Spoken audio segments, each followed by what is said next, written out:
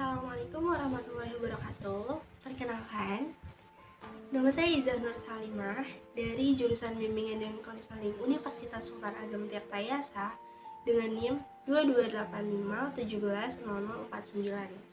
Baik, saya di sini akan membahas materi mengenai bimbingan dan konseling di SMA. Dan saya sudah menyiapkan 6 poin besar, 6 poin penting yang mana saya akan menjelaskannya secara runtut. Yang pertama di sini ada hakikat bimbingan dan konseling. Yang kedua, tugas perkembangan peserta didik di SMA. Yang ketiga, teknik pemahaman peserta didik.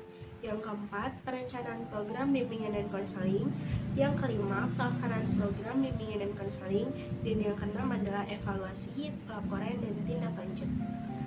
Oke teman-teman, di sini saya akan membahas mengenai hakikat terlebih dahulu ya, hakikat dari bimbingan dan konseling itu sendiri. Dimulai dari definisinya, apa yang dimaksud dengan bimbingan dan konseling? Bimbingan dan konseling adalah upaya sistematis, objektif, logis, dan berkelanjutan serta terprogram yang dilakukan oleh guru BK atau konselor untuk memfasilitasi perkembangan peserta didik atau konseling dalam mencapai kemandiriannya agar konseling itu menjadi berkembang secara utuh dan optimal seperti itu. Nah, berikutnya ada kedudukan bimbingan dan konseling dalam sistem pendidikan. Seperti yang kalian lihat pada gambar ya teman-teman. Di sini ada 3 peran penting yang ada dalam sistem pendidikan. Yang pertama itu kepala sekolah, yang kedua guru mata pelajaran, dan yang ketiga adalah guru bimbingan dan konseling atau konselor. Nah, jadi nih ya buat teman-teman yang ambil jurusan bimbingan dan konseling, kita memiliki peran penting dalam sistem pendidikan gitu, sama pentingnya dengan guru mata pelajaran lainnya, dengan kepala sekolah gitu. Kalau misalnya kepala sekolah itu kan tujuannya untuk memanajemen dan menjadi supervisi, memanajemen dan mensupervisi gitu kan. Nah, kalau misalnya guru mata pelajaran, mereka itu bertanggung jawab untuk memberi pelajaran sesuai dengan bidangnya gitu kan, kayak guru matematika, guru bahasa Indonesia, guru olahraga seperti itu. Nah, kalau misalnya guru BK, di sini guru BK akan melakukan bimbingan dan konseling gitu ya, dengan tujuan yang sama dari ketiga peran itu, dari kepala sekolah, guru mata pelajaran, dan guru BK. Mereka memiliki tujuan yang serupa gitu, yang sama, yaitu adalah mengembangkan peserta didik secara optimal gitu. Nah, itu tadi kedudukan dari bimbingan dan konseling ya dalam sistem pendidikan. Berikutnya ada bidang layanan bimbingan dan konseling. Di sini bidang layanan dalam BK itu dibagi menjadi 4 ya. Secara umumnya dibagi menjadi 4, yaitu pribadi, sosial, belajar, dan karir. Namun jika ingin versi yang lebih komprehensif, sekarang tuh sudah ditambahin sama bidang keluarga gitu ya. Jadi buat teman-teman, kenapa di dalam bimbingan dan konseling yang lebih komprehensif ditambahkan bidang keluarga? Karena ada teori yang menyatakan bahwa keluarga itu adalah alasan atau penyebab utama dari seluruh masalah yang dimiliki oleh peserta didik atau konseli gitu. Jadi semua masalah yang dimiliki oleh konseli itu bersumber akarnya itu dari keluarganya sendiri seperti itu. Makanya ditambahkan lebih komprehensif, lebih luas lagi, yaitu bidang keluarga seperti itu. Nah, berikutnya kita akan membahas fungsi dari bimbingan dan konseling ya. Umumnya bimbingan dan konseling itu memiliki 4 fungsi teman-teman. Yang pertama pencegahan atau preventif, yang kedua perbaikan atau kuratif, lalu yang ketiga ada pengembangan atau development, dan yang terakhir ada pemahaman atau informatif ya. Nah, jadi kalau misalnya umum nih ya, itu kan ada 4. Nah, tapi ternyata saya mencari dari beberapa sumber, ada juga yang lebih dari itu gitu toh. Nah, seperti yang saya dapatkan dari POPBK ya, mereka menambahkan ada fungsi fasilitasi, penyesuaian, penyaluran, adaptasi, advokasi, dan pemeliharaan. Jadi nggak cuma pencegahan, perbaikan, pengembangan, dan pemahaman saja, tapi ada lebih banyak lagi fungsi yang lain gitu. Namun umumnya guru BK tuh biasanya pakai itu 4 fungsi gitu: pencegahan, perbaikan, pengembangan, dan pemahaman. Lalu kemudian ada tujuan dari bimbingan dan konselingnya. Yang pertama, tujuan dari bimbingan dan konseling itu yang pertama adalah memandu guru BK atau konselor dalam memfasilitasi dan memperhatikan ragam kemampuan, kebutuhan, dan minat sesuai dengan karakteristik peserta didik.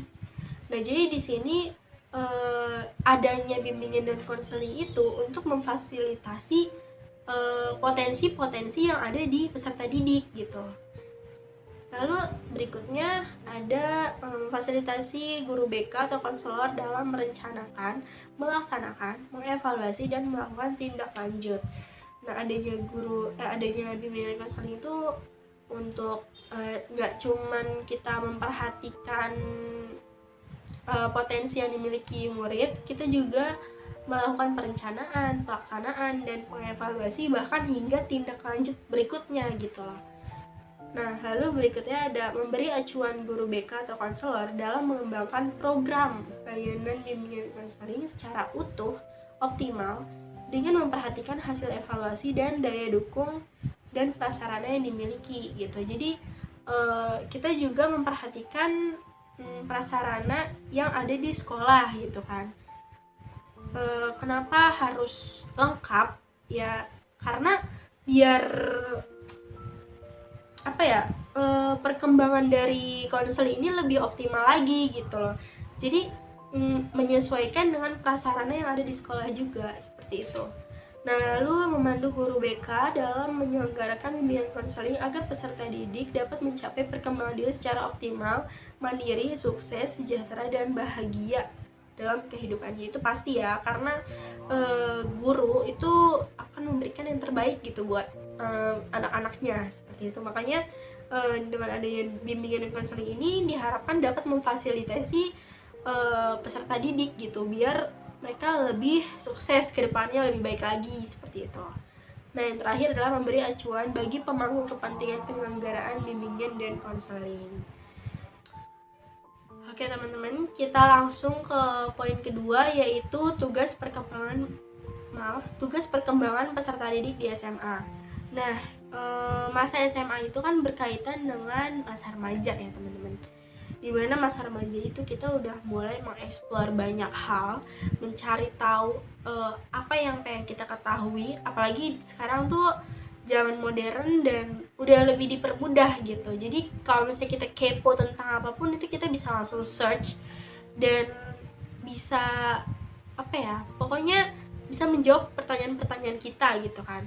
Nah, berikutnya ada mencari jati diri. Jadi masa remaja itu masa-masa dimana kita tuh sedang menata diri, mencari tahu jati diri kita, mulai menata pergaulan kita, terus cara hidup kita, seperti itu.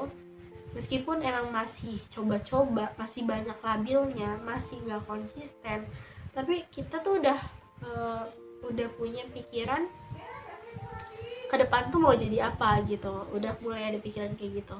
Terus remaja juga sudah mulai memperhatikan penampilan mereka dan mereka juga sudah mulai menyukai lawan jenis gitu, merasakan ketertarikan dengan lawan jenis gitu.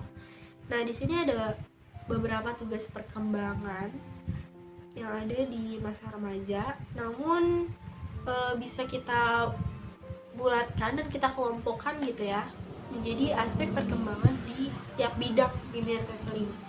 Jadi sebenarnya penjabarannya banyak, tapi kita kelompokkan ke dalam bidang-bidang BK yang sebelumnya sudah kita bicarakan gitu ya, dari pribadi, sosial, karir, dan belajar. Nah, untuk aspek perkembangan di bidang pribadi, Di sini mereka sudah mulai memikirkan landasan hidup yang religius tuh udah mulai diterapkan gitu, kayak tentang ketuhanan yang Maha Esa segala macam gitu kan. Terus landasan perilaku yang etis, mereka sudah mulai mencari tahu norma dan etika yang ada di lingkungan sekitar gitu. Lalu kematangan emosi, mereka sudah mulai menata emosional mereka, kapan mereka harus bersabar, kapan mereka harus marah, kayak gitu. Lalu pengembangan pribadi, tentang hal-hal yang ada di pribadi mereka sudah mulai mengonsep diri gitu. Lalu kesiapan diri untuk menikah dan berkeluarga. Nah, sedangkan di bidang sosial, aspek perkembangannya yaitu kesadaran tanggung jawab sosial, mereka sudah mulai peka gitu, responsif terhadap sekitar. Lalu kematangan hubungan dengan teman sebaya, di sini mereka sudah mulai mencari pertemanan yang sesuai dengan diri mereka. Mereka sudah tahu kayaknya kalau bergaul sama si A saya kurang cocok, tapi bergaul sama si B saya cocok gitu. Mereka sudah mulai memahami itu. Lalu kesadaran gender gitu ya, di sini penting banget karena mereka tuh harus paham seperti apa peran gender laki-laki dan seperti apa peran gender perempuan gitu. Mereka harus sudah bisa membedakan di sini. Lalu berikutnya ada karir, bidang karir, yaitu perilaku kewirausahaan. Mereka di sini harus sudah mulai mengetahui bagaimana cara berwirausaha gitu, dan wawasan tentang kesiapan karir mereka gitu. Karena setelah lulus SMA biasanya mereka tuh lebih banyaknya tuh bekerja, membuka usaha, bekerja, dan lanjut kuliah gitu. Jadi mereka harus memiliki wawasan yang penting, wawasan yang luas mengenai karir gitu. Nah, selanjutnya ada belajar. Di sini tentang kematangan intelektual. Jadi mereka tuh harus karena mereka di sini lembaga sekolah ya, SMA itu kan lembaga gitu, lembaga yang wajib gitu kan. Jadi mereka harus memiliki kematangan intelektual. Oke, teman-teman, sekarang kita lanjut ke poin ketiga ya, yaitu teknik pemahaman peserta didik. Nah, teknik pemahaman peserta didik itu apa sih? Nah, teknik ini untuk mendapatkan data dan informasi guna memahami kebutuhan dari peserta didik. Nah, teknik ini dibagi menjadi dua, yaitu teknik tes dan teknik non-tes. Teknik tes merupakan teknik untuk memahami individu dengan menggunakan instrumen tes terstandar, yang mana ini hanya bisa dilakukan oleh psikolog, dan guru BK tuh hanya sebatas menerima hasilnya dan memahami gitu arti hasil dari tes ini gitu kan. Nah, jadi guru BK tuh bisa bekerja sama, atau sekolah bisa bekerja sama dengan lembaga tes psikologi terpercaya. Nah, kemudian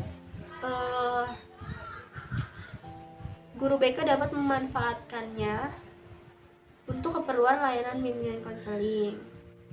Jadi nanti hasil tes ini harus dipahami oleh guru BK dan kemudian diinterpretasikannya gitu, dan dijadikan program lah gitu. Jadi hasilnya ini merupakan data atau informasi yang bisa guru BK gunakan untuk membuat program gitu, untuk program bimbingan konseling ya. Lalu berikutnya ada teknik non-tes. Nah, di sini guru BK bisa melakukan observasi, wawancara, angket, sosiometri, dokumentasi, autobiografi, AUM, DCM, dan ITP. Itu adalah teknik-teknik non-tes yang bisa guru BK aplikasikan ke peserta didik gitu, karena itu merupakan wewenang ya, masih dalam kode etik dari bimbingan dan konseling itu sendiri, dari profesi BK gitu ya. Nah, jadi nanti dari dua macam teknik tadi, hasilnya itu bisa kita gunakan sebagai patokan gitu, atau acuan dalam membuat program berikutnya. Seperti di poin 4 kita akan membahas tentang perencanaan program bimbingan dan konseling. Nah, ini adalah lanjutan dari yang tadi teknik pemahaman peserta didik ya. Di sini di perencanaan program bimbingan dan konseling kita akan melakukan dua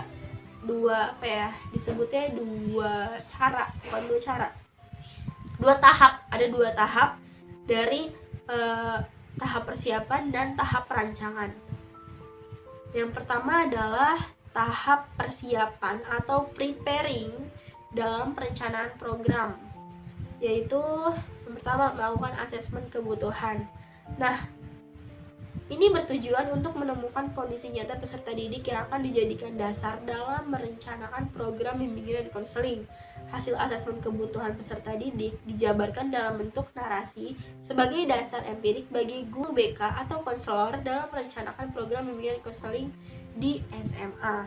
Nah, ini asesmen kebutuhan nih apa sih? Asesmen kebutuhan itu kan sama dengan need assessment ya, dimana guru BK itu melakukan tadi yang teknik tadi sebelumnya kayak observasi, wawancara gitu kan. Nah, mereka tuh ngejadiin hasil dari observasi, wawancara, angket itu tuh bahkan ITP atau DCM AUM itu sebagai data awal gitu yang dimiliki oleh guru BK dalam membuat program seperti itu.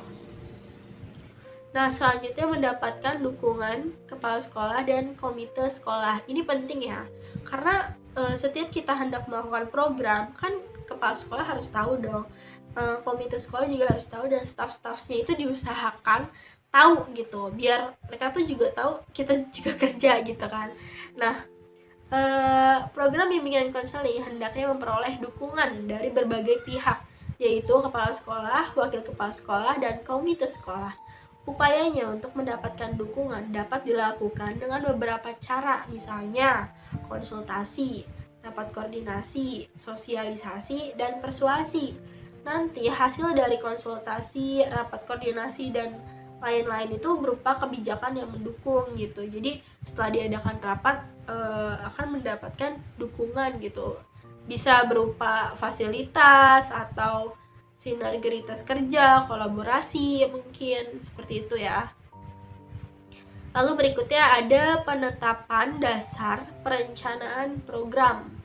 Nah, perencanaan layanan BK didasarkan pada landasan filosofis dan teoritis gitu kan. Landasan ini berisi keyakinan filosofis dan teoritis, misalnya peserta didik itu unik dan harus dilayani dengan penuh perhatian. Setiap peserta didik dapat meraih keberhasilan. Untuk mencapai keberhasilan dibutuhkan upaya kolaboratif. Nah, di sini dibutuhkan program BK merupakan bagian dari integral dari proses pendidikan. Selain berdasarkan pada landasan filosofis dan teoritis, jadi singkatnya, penetapan dasar perencanaan program kita membutuhkan landasan teoritis dan filosofis gitu ya, untuk sebagai acuan gitu dari tahap awal, tahap persiapan sebelum kita membuat program bimbingan dan konseling seperti itu. Nah, kita lanjut ke tahap kedua, yaitu tahap perancangan. Di sini ada penyusunan program tahunan BK, yang kedua penyusunan program semesteran BK. Jadi ini disebut juga dengan program jangka panjang dan program jangka pendek gitu ya, dari bimbingan dan konseling itu sendiri. Sedangkan untuk tahunan itu bisa dibikin berupa kalender gitu ya, dibentuk berupa kalender yang di dalamnya tersusun yang pertama rasional, yang kedua dasar hukum, lalu berikutnya visi dan misi, deskripsi kebutuhan, tujuan, komponen program, bidang layanan, rencana operasional, pengembangan tema, rencana evaluasi, pelaporan dan tindak lanjut, sarana dan prasarana, serta anggaran biaya yang dibutuhkan dalam program bimbingan dan konseling. Lalu berikutnya ada penyusunan program semesteran bimbingan dan konseling, dirinci ya. Jadi setelah dibuat kalender tadi, untuk semesteran kita merinci kembali gitu dalam bentuk program semester gitu. Program semester ini dikembangkan berbasis pada rencana operasional atau action plan yang telah disusun sebelumnya. Jadi ini lebih rinci lagi nih, lebih detail lagi gitu tuh kalau untuk yang program semesteran BK. Oke, berikutnya ada poin kelima, yaitu pelaksanaan program bimbingan dan konseling. Nah, di sini dalam melaksanakan program itu ada beberapa komponen di dalamnya. Yang pertama komponen dari layanan dasar, yang kedua layanan peminatan dan perencanaan individual, yang ketiga layanan responsif, dan yang keempat adalah dukungan sistem. Untuk definisinya sendiri, yang pertama layanan dasar adalah proses pemberian bantuan kepada semua siswa melalui kegiatan-kegiatan secara klasikal dan sistematis dalam rangka membantu perkembangan dirinya secara optimal. Jadi untuk layanan dasar ini mereka lebih kepada merata ya, maksudnya kepada semua siswa secara klasikal gitu, secara dalam kelas besar, kelas klasikal gitu kan. Nah, lalu berikutnya ada layanan peminatan dan perencanaan individual, yaitu bantuan kepada konseli agar mampu merumuskan dan melakukan perencanaan tentang kelebihan dan kekurangan untuk peluang dan kesempatan yang tersedia di lingkungannya. Jadi di sini konseli bisa merumuskan tentang kelebihan dan kekurangan dia, terus merencanakan peluang-peluang dia tuh ke depannya mau bagaimana dan apa yang tersedia gitu di luar sana tuh apa aja gitu. Nah, lalu ada layanan responsif, yaitu bantuan menyelesaikan masalah agar tidak mengalami kesulitan dalam proses perkembangannya, atau pemberian bimbingan konseling dari konselor kepada konseli untuk menyelesaikan masalah agar ia tidak mengalami kesulitan dalam proses perkembangannya. Jadi ini lebih kepada kayak penyembuhan ya, maksudnya ketika mereka memiliki masalah akan dibantu diselesaikan gitu di sini, agar tidak menghambat perkembangan dari peserta didik itu sendiri gitu. Nah, lalu berikutnya ada dukungan sistem, yaitu komponen pelayanan dan kegiatan manajemen yang dilakukan konselor secara berkelanjutan yang secara tidak langsung dapat memberi bantuan kepada konseli. Ini kayak ini sih, dukungan sistem itu lebih kepada konselor atau guru BK-nya ya, mereka meningkatkan profesionalitas mereka gitu dengan mengikuti workshop, seminar, terus pelatihan-pelatihan seperti itu gitu. Karena kenapa dikatakan secara tidak langsung dapat membantu konseli gitu, karena kan kalau misalnya semakin profesional guru BK-nya maka konseli juga semakin terbantu dong, seperti itu ya. Nah, selanjutnya di dalam pelaksanaan program BK ini layanannya dibagi menjadi dua ya, ada layanan langsung dan layanan tidak langsung atau melalui media gitu. Kalau layanan langsung tuh kayak konseling individual, konseling kelompok, bimbingan klasikal, bimbingan kelas besar atau lintas kelas, konsultasi, kolaborasi, alih tangan kasus, kunjungan rumah, layanan advokasi, dan konferensi kasus. Maksudnya di sini langsung tuh dimana kita tuh bertatap muka langsung gitu antara konseli dengan konselor dan pihak-pihak yang bersangkutan gitu.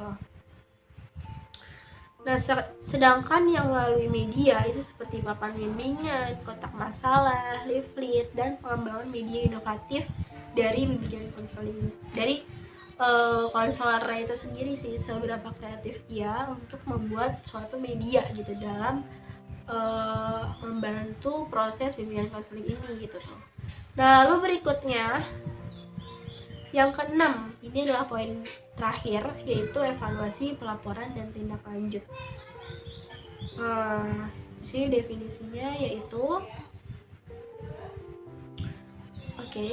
untuk evaluasi ditujukan untuk mengetahui tingkat keterlaksanaan kegiatan dan ketercapaian tujuan program yang telah ditetapkan.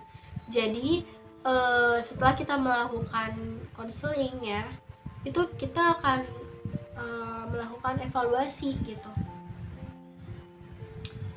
Jadi ini adalah tindakan atau proses untuk menentukan derajat kualitas kemajuan kegiatan BK dengan mengacu pada kriteria atau patokan-patokan tertentu sesuai dengan program bimbingan yang telah ditetapkan. Dari hasil evaluasi akan diketahui dan diidentifikasi keberhasilan keterlaksanaan program dibandingkan dengan tujuan yang telah ditetapkan. Jadi evaluasi ini bertujuan untuk mengetahui seberapa sukses sih gitu proses bimbingan dan konseling yang udah dilaksanain kayak gitu. Nah, di sini jenis evaluasi itu dibagi menjadi dua ya, evaluasi proses dan evaluasi hasil gitu. Kalau misalnya evaluasi proses berarti dia melakukan evaluasinya itu ketika proses konseling berlangsung, dan sementara evaluasi hasil itu dilakukan setelah melakukan proses konseling kayak gitu ya. Lalu berikutnya ada pelaporan, yaitu kegiatan pelaporan seluruh hasil yang telah dicapai dalam evaluasi kepada seluruh pihak yang terlibat dalam proses konseling. Ini adalah tindak lanjut lanjutan dari evaluasi. Setelah kita melakukan evaluasi, kita akan melaporkannya kepada pihak-pihak yang berkaitan gitu dengan proses konseling kita gitu loh. Maksudnya memberitahu hasil dari konselingnya tuh kayak gini loh gitu. Nah, berikutnya ada aspek yang perlu diperhatikan dalam penyusunan laporan gitu. Yang pertama, mudah dipahami. Yang kedua, harus sesuai dengan POPBK SMA. Yang ketiga itu ada laporan pelaksanaan program bimbingan konseling harus dilaporkan secara akurat dan tepat waktu. Jadi di sini guru BK juga memiliki batasan waktu atau kayak tempo gitu ya dalam memberikan laporan gitu. Nah, berikutnya ada tindak lanjut, yaitu bentuk respon cepat terhadap refleksi yang dilakukan oleh guru BK atas permasalahan yang teridentifikasi selama proses pemberian layanan. Jadi ini nih tindak lanjut ini akan menjadi alat penting untuk mengambil keputusan apakah program ini bisa dilanjutkan, apakah program ini perlu direvisi atau perlu dihentikan, atau kita bisa meningkatkan program serta digunakan untuk mendukung perubahan-perubahan dalam sistem sekolah seperti itu. Oke teman-teman, terima kasih banyak. Tadi kita sudah membahas mengenai bimbingan dan konseling di SMA, dari hakikatnya hingga bagaimana pelaksanaan program di bimbingan konseling itu sendiri ya. Jangan lupa dibaca quote-nya. Lalu terima kasih banyak, thanks for watching. Saya tutup, kurang lebihnya mohon maaf. Terima kasih. Wassalamualaikum warahmatullahi wabarakatuh.